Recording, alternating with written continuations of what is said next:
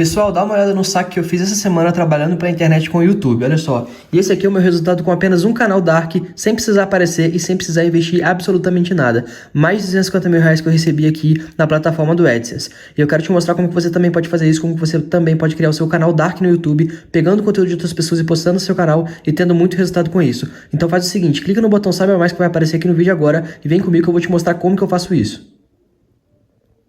ESPN FC BR, pode ser que aconteça, mas a gente vê isso daqui a pouquinho, porque afinal, vamos falar um pouquinho dele, Jorge Jesus, técnico, o Mister, que pode estar de malas, talvez, para a América do Sul. Vamos chamar os números do Jorge Jesus aí na segunda passagem pelo Benfica.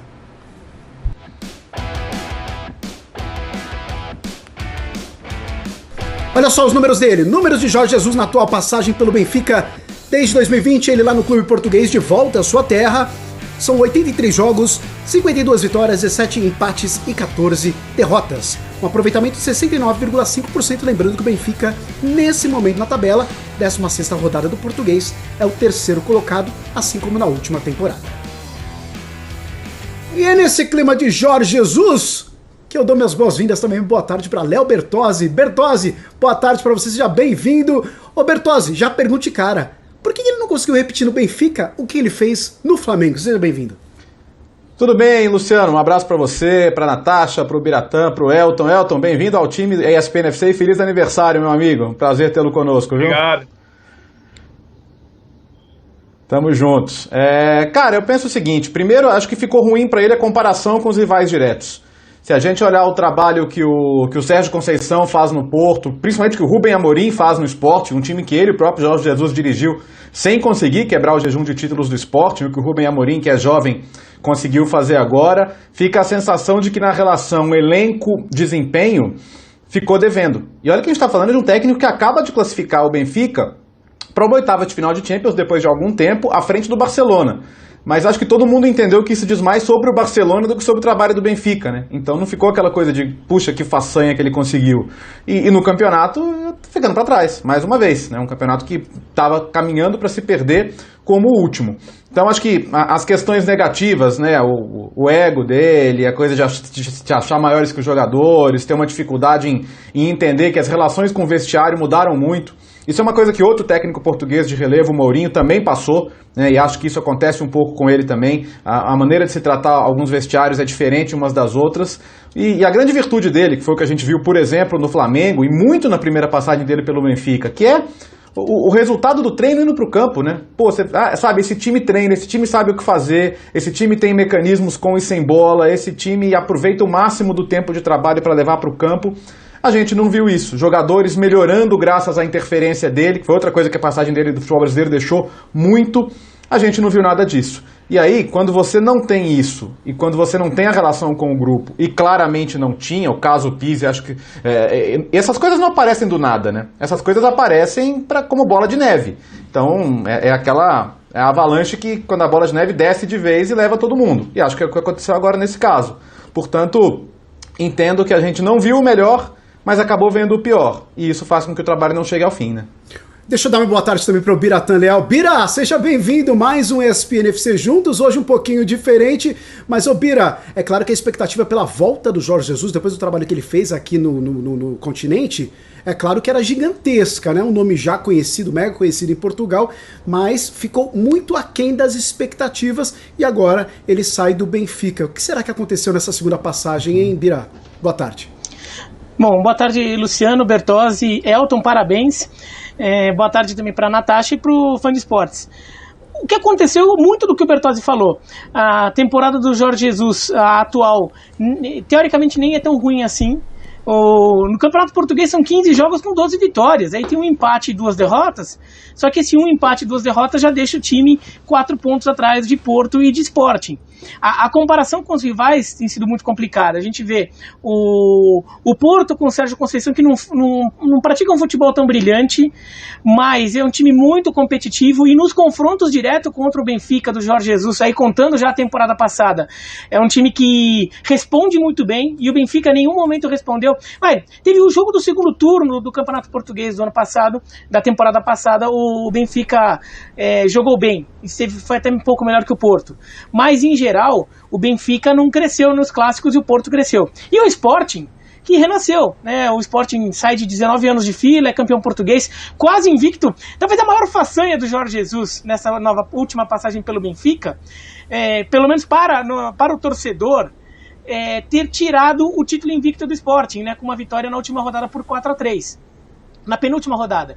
Talvez tenha sido a grande façanha do Benfica do Jorge Jesus, porque pro torcedor, que fica aquele sabor de ter estragado um pouquinhozinho da festa do rival. Porque, de fato, a classificação na Champions, que eu até vejo muito mérito do Benfica na classificação, mas, na opinião pública, ficou tudo na conta dos problemas do Barcelona, e não da qualidade do Benfica.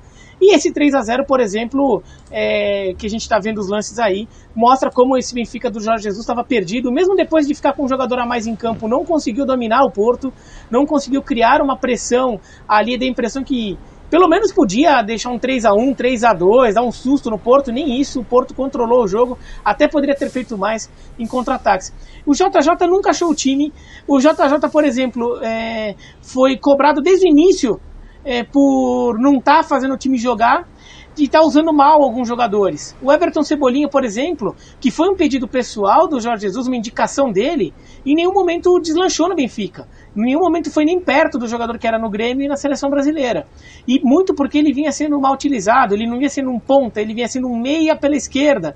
Ele tinha uma responsabilidade mais de armar o jogo do que de ir para cima, que é uma característica mais do Cebolinha, do 1 para 1. Então ele, por exemplo, nunca jogou tão bem assim. O Rafa Silva, que é um jogador muito bom pela esquerda, teve que jogar deslocado pela direita. Ele vai até bem pela direita, mas não é o melhor setor do campo para ele. Também cai um pouco.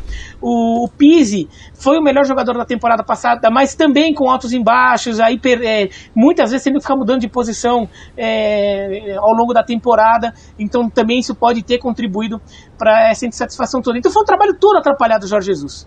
Ele não conseguiu encontrar o time, foi cobrado pelos resultados, foi cobrado pelas indicações e ainda, além de tudo, ver dois rivais indo muito bem. Um sendo campeão quase invicto e o outro chegando em quartas de final de Champions League, como foi o Porto na temporada passada. Deixa eu mandar um abraço aqui, antes de dar o nosso abraço especial para ele, o Sotero Lager, o MC Rodrigues, o Carlão, a Carla Rodrigues, o Erivelton Ramos, MC Rodrigues aqui mais uma vez, Thiago Sorocaba, o Agnaldo Rodrigues, a Rose, o Ayrton Fabrício, o Maicon Pedro, Tony Oliveira, muita gente participando, dando sua opinião a respeito do Jorge Jesus e, aliás, respondendo também a nossa enquete, qual é o mercado do JJ, qual é o mercado que você acha ideal para ele? Agora sim, deixa eu dar meu boa tarde para ele, dando sempre muito boas-vindas para ele, Elton Serra com a gente, parabéns mais do que tudo, parabéns também, Elton, e já manda essa pergunta para você, qual que é o mercado então de Jorge Jesus para você a partir de agora, Elton, um abraço. Um abraço, Luciano, um abraço aos meus companheiros, a todas e todos os fãs de esportes, que bom comemorar o aniversário com vocês, né, mudando década inclusive, ficando muito mais velho, né, só um pouco mais velho, mas muito mais experiente também. O mercado acaba sendo o futebol brasileiro novamente, né? É interessante o que o Bertozzi falou e também o Bira com relação ao trabalho de Jorge Jesus no Benfica, se fazer um distrato às vésperas de um jogo muito importante para o Benfica, para a temporada, porque é diminuir a distância, a possibilidade, né, de diminuir a distância para os líderes do campeonato nesse confronto direto com o Porto, mudar um técnico às vésperas de um jogo tão importante, mais importante até do que o jogo da taça, é um sinal de que a questão não é só técnica, né? Jorge Jesus, inclusive, sobreviveu questões políticas dentro do Benfica, viveu também situações de vestiário que acabaram evidenciando aí uma falta de habilidade na gestão, jogadores publicamente falando, o último foi o Pizzi, né? Por isso até tenha sido aí a gota d'água da demissão do treinador. Ele que viveu no Brasil talvez uma gestão de elenco um pouco mais pacífica e muito por conta também dos resultados que foram acontecendo. Parece que quando os resultados começaram a virar contra o Jorge Jesus, a gestão de elenco pesou bastante. Acho que ele que inclusive ele era o técnico mais velho, né, da Liga Portugal, deixa agora para o Estarana, que é o técnico do Tondela, que passa a ser o técnico mais velho aí da Liga, mas era um técnico que vivia essa questão do vestiário já sendo exposta há muito tempo. E as coisas vazam muito fácil no futebol português, né? As coisas de vestiário nos clubes, os grandes clubes de Portugal, vazam com muita facilidade. E isso acabou influenciando bastante também no desempenho da equipe dentro de campo. Não se deu bem com alguns brasileiros, né? Com o Lucas Veríssimo, com o próprio Gilberto, né? Falou recentemente dele.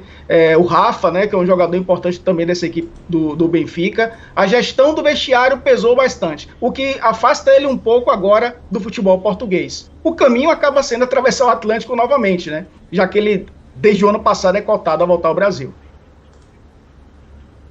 Ô, Léo, essa questão da gestão ali, uma gestão turbulenta, né? Não só questão nessa relação com a diretoria, mas também muitas vezes dentro do próprio elenco ali, né? Dentro do vestiário, que o Jorge Jesus já tem um gênio forte e tudo mais, isso todo mundo sabe. Mas esse com certeza acaba sendo um dos pontos cruciais nessa passagem dele pelo Benfica que fica marcada, né? Porque eu penso o seguinte, quando o técnico faz aquilo que eu disse, que é traduzir para o campo o treino, o respeito do jogador ele vem com uma facilidade muito maior. Então o que aconteceu no Brasil e na primeira passagem do Benfica foi que, quando você fala assim, cara, faz isso, que no jogo vai sair exatamente como a gente está trabalhando. Para mim foi o grande mérito do trabalho dele no Flamengo. Isso é uma coisa. Agora, quando é pela imposição, né, quando é apenas pelo tamanho ou pelo seu ego, quando são situações assim, hoje em dia não cola mais, né? Hoje em dia falar grosso no futebol, qualquer um pode chegar lá e falar grosso. Mas como os jogadores trabalham com técnicos de bastante nível por onde passam, né? Os jogadores principalmente com experiência internacional, eles sempre esperam um pouquinho mais. Então, assim, apenas faça o que eu digo porque eu digo, não vai colar. Ou faça o que eu digo porque eu sou o chefe. A impressão que eu tenho foi de que essa reta final, principalmente do Benfica, foi muito nessa direção.